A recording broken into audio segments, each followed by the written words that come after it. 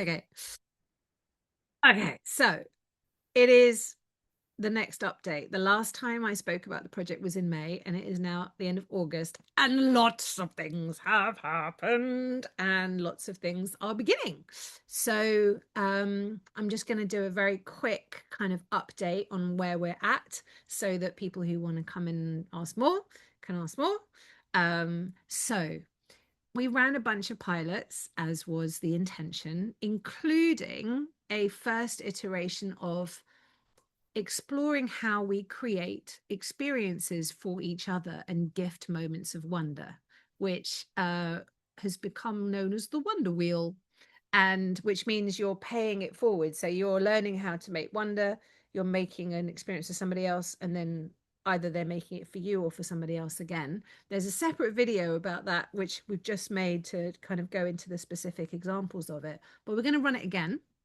I'm going to run it again this time. One of the learnings was to actually teach experience design up front, so that there's a skill set that is the skill set that I use with my work when I'm designing rituals and experiences. It's literally the exact process that I use. So I'm going to be imparting that and then making a real life experience happen with people who want to then go into the nonprofit piece about gifting wonder as opposed to just designing experiences for themselves, to get involved in being paired up or put into threes, and making an experience for somebody else. The last round was absolutely beautiful, had some extraordinary magic, and as pilots are supposed to, also had some really useful learnings where some things didn't work, like the time duration and the specificity of the teaching of the skills. There were pilots are for failing.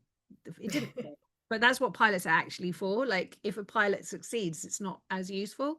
So the main learning was, if we want people to become makers, creators, and recipients of experiences of wonder, got to teach them how to design an experience.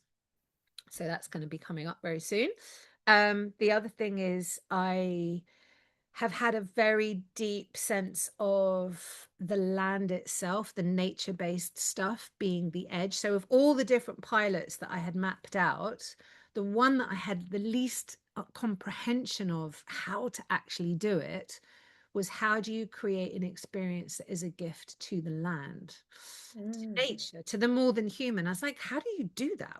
How do we begin to understand? And that is what has suddenly, that's been the edge that has been leading me. It's also been the experiences that I've had that have like moved me the most. I was in Japan, in Nara, and Nara is a place that is, the whole place is about the forest being the temple. It's extraordinary. It's this magical city of temples and primeval forest and Shinto temples that are essentially just a gate into a forest, and the forest is the temple. And so I was moved by that. And then I realized what I really want to do is collaborate with people who've already got some depth and understanding of that particular thing. And then I was connected with the founder of a project called the Eternal Forests. And the Eternal Forests is this amazing network of, they want to have 1,000 forests, each of which is stewarded for 1,000 years. So it's a very ambitious project. And I've had a meeting with the founder, and I'm like, I want to be a node in that mycelium network. I want to be one of the forests. I want this land to be connected with that. So that is the beginning of that conversation. It's like, we need to now go towards the physical land. And they've currently got 6 forests. They're in conversations with partners all over the world, but they've got 6. One of them's in Spain. And that Spanish one, they are running an artist residency in September, from 20th of September, for 2 weeks, which is about artists creating with and for the land. So I was like, hang on, wait a minute. What if I were to go as an artist?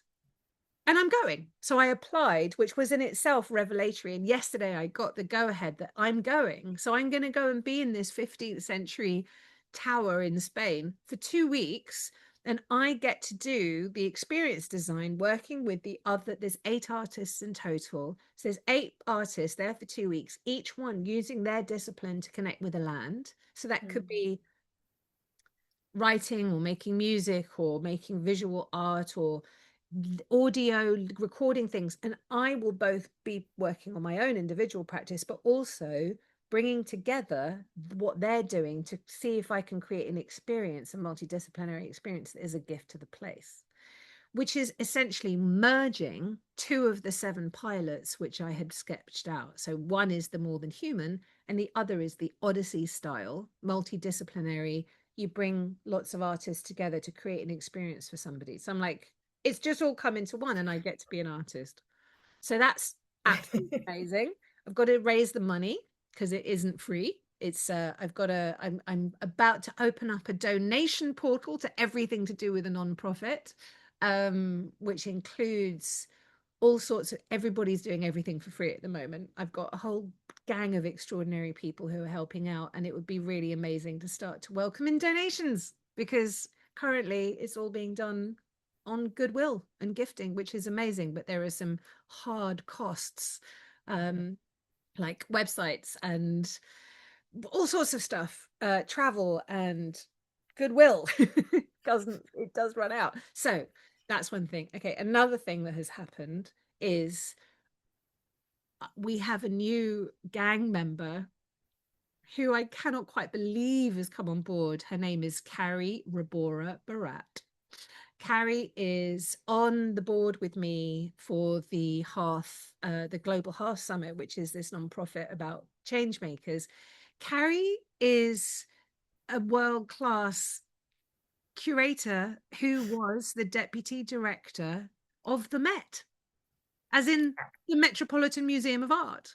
And Carrie is a dear magical friend as well. And she is fantastic at working within the realm of having conversations around the value and the need for funding for these much bigger vision pieces, like the need for art and how that is tethered to nature and well-being and all of those things. So she, I cannot quite believe it. And I asked her permission if I could say her name, and she said, yes, you can. Harry is in the gang, which is like, oh. So the conversation with the founder of the Eternal Forest suddenly felt like, instead of it just being me as an individual trying to do this vast thing, it's like, oh, no, no, no. I can become part of something that already has a lot of depth and thought and research and understanding, needs funding, but has this vast awareness of layers and layers of the need for sacred forests and sacred spaces that aren't just the ancestors' ones, but are Mm. also new ones. That we learn how to bring those layers, not just understand the physical, structural, geographical, solid reality of a place, but the meaning and the care and the wonder and the stewarding that can go towards all of these layers that can happen in these places. So there's something extraordinary about tapping into an existing, deeply aligned partnership with somebody who's making this happen on an international scale, and having the likes of Carrie go, I see this, I understand, let's see what's possible. So it's like suddenly in the last few months through piloting, this sense of like practicing and speaking about it and opening up has just become this much bigger, more expanded potential.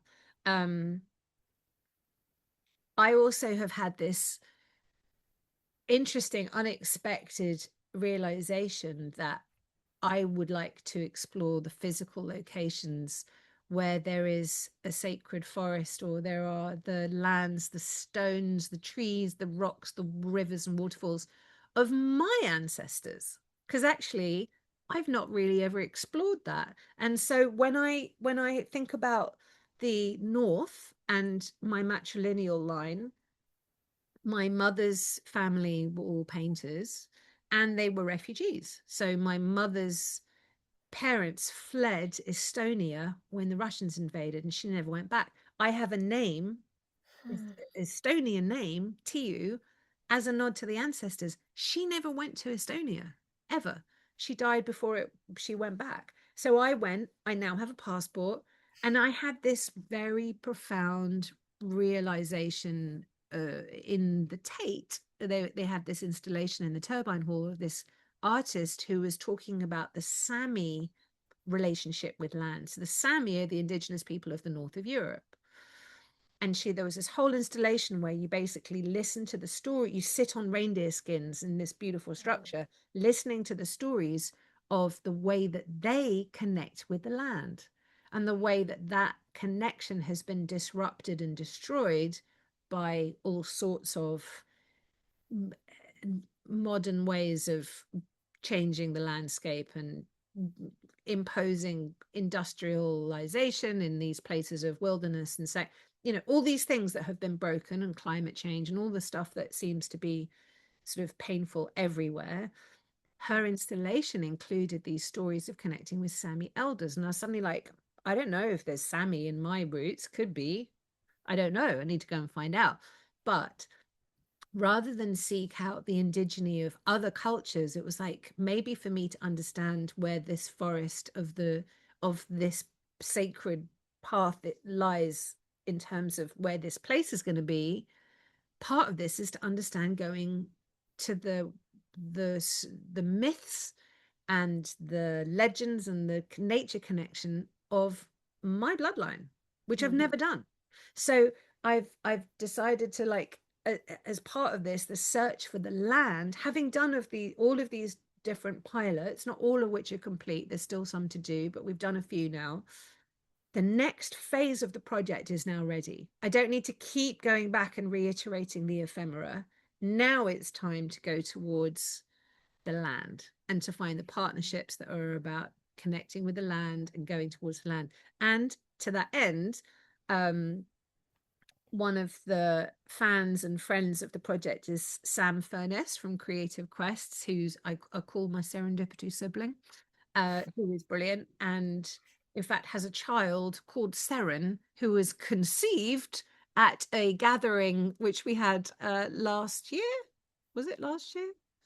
I can't remember what years of which now, in Italy, where we got together a group of people to think about this project. And he said, can I bring my girlfriend? I was like, yeah, go on then. And they made a baby, and the baby is now here, and the baby's called Seren. Anyway, it's a sidebar. This is the kind of thing that happens if you engage with this stuff. Anyway, so Sam is helping me to think about this as a quest. So he has these really great structures called quests, which are where you pick a theme and you go towards it. So we have mapped out 4 months of quests for me, starting with analog creativity, with me getting into the art forms that my ancestors would have engaged in. Because a part of this project is physical, visceral, tangible, not AI at all. I personally don't want AI to be anywhere near this creature. I understand that I may need to eat my words at some point, but I'm just going to put that out there. And so to that end, I started drawing. All of my ancestors on my mother's side are visual artists. So I started drawing, and I drew the thing of the quest. And I drew this forest by moonlight, pine forest by moonlight. And then I put it on my little altar for the project. And I suddenly realized it becomes this thing. So I'm just going to show you, because look, I'm going to show you. I can't see what you're seeing, but there's the drawing at the back, and then we've even got Dorothy's, and we've got a little magic house. Anyway, so the quest is on. The quest is to find the land of the north. Oh, I also have a deer from Nara in Japan. All the deer roam free, and on the deer's back, that's a tiny little Jamila.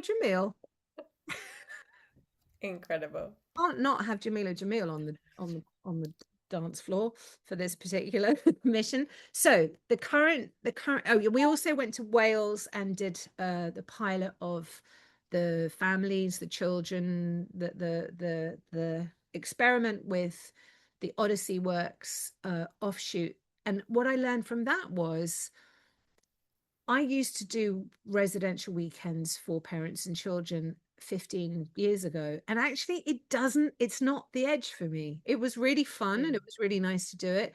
But I didn't feel like, oh my God, yes, I want to go back to that. I was like, no, no, no, actually not the edge. It's really Mhm. lovely to do it. And it was great to be back in this incredible space in Wales called Bon, which was actually deeply inspiring to be in a physical location where the land has been tended to for decades and where the place is designed in harmony with the land as opposed to in fighting with it. But I came out of it going, okay, I don't need to do loads of kids stuff. So the Wonder Wheel is on again. The one with the kids is not happening for me anytime soon. Maybe at one point in the future there'll be another iteration, but that feels like a pilot. I was like, no, that's okay. I don't need to do that again. The art making one, there's been a few there's been some illnesses and some setbacks in that, so we haven't moved ahead in that, but there are still analog artists who are engaged in the potential and that is ready to be revived but Mhm. hasn't been moving forward because of different availabilities around different people. The non-human and the Odyssey style thing are now merging into me doing that in September. The living funeral pilot is there's also been some delays in terms of physical lack of availability, but uh, I would very much like to make that happen and would need to fundraise to make that happen because we're moving forward with an idea that would entail going to Australia to collaborate with Amy Firth to do that together. So that would mean a bit of cash to make that happen. And the interfaith gathering, I've just pushed back out to next year. Doesn't need to happen now. In the meantime, my boat has hosted her first little mini curated experience and I want to do more. So this fine young lady is, I have I want to make an active well, there is an active invitation. It's very, very carefully curated by me because this is a very intimate invitation. So it has to be somebody I know, trust, probably love, although actually I love quite easily. So that's not as high a bar as you might imagine.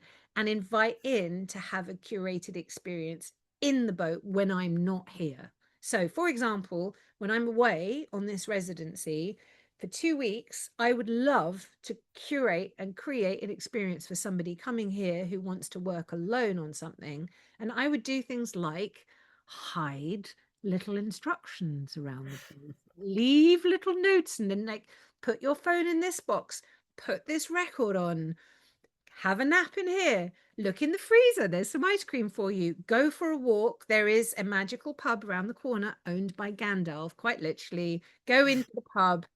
I'm not joking, Ian McKellen literally owns the pub and behind the bar is Gandalf's staff.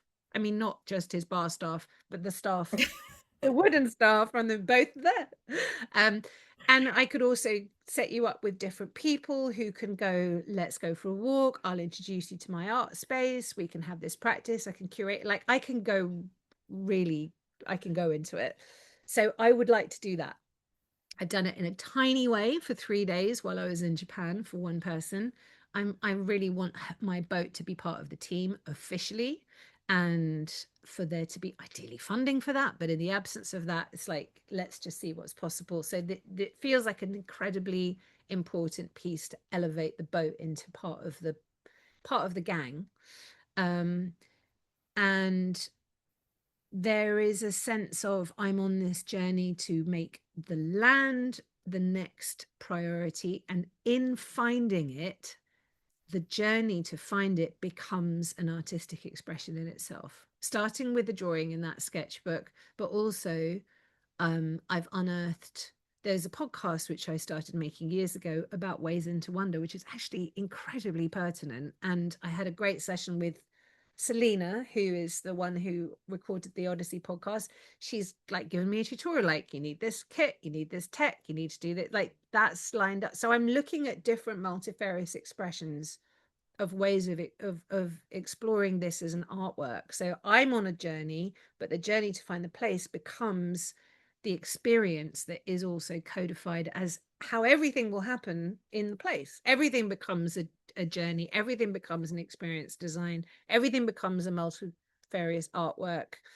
And so how I do this part is how exploring the culture of all of the things. And there's like an updated little document that is a sweet little visual on the website as well, which is now there, and I will continue to update it. I think that's all.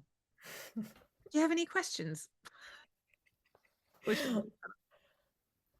I mean, it sounds like you talked about at the beginning how there are seeds of things and there are things that you've completed, and it's just been a beautiful journey to hear what's been happening since May when we last did this, and also to see the quest, to see your altar set up there, and to hear, to know that you're on water now and your search is for the sacred land, potentially the land of your ancestors, and that you are going north. It sounds clear. Thank you for mapping it out for us. Thank you. And I should say, while I was in Japan, went to the Shinto temple, and Carrie and I were together at this point, Carrie Rabora Barat, whose name has already been mentioned.